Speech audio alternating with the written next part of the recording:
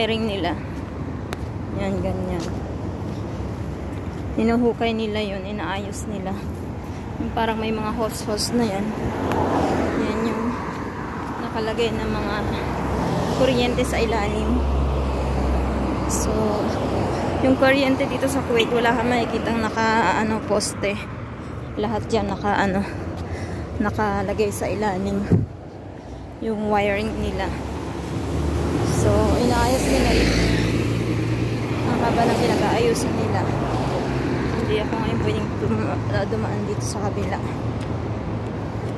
So, close road lahat sila. Yan.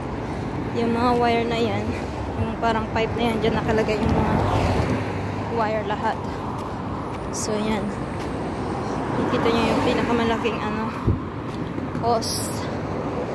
Yan. Wire rin lahat.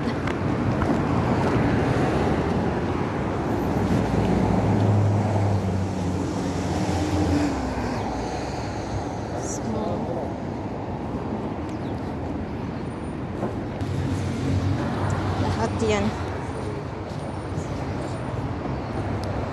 Doon sa dulo. Yung side na yun doon is okay na. Naayos na nila. Yung doon na lang sa part sa kabila.